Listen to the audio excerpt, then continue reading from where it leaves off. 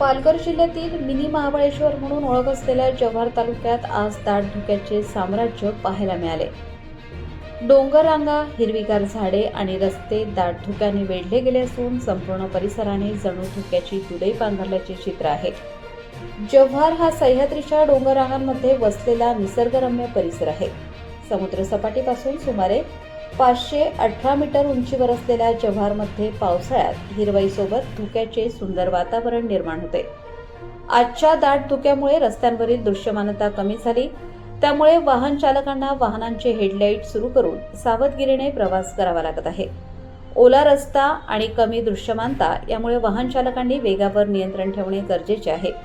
विशेष म्हणजे धुक्यामुळे जव्हारच्या निसर्ग सौंदर्यात आणखी भर पडली आहे.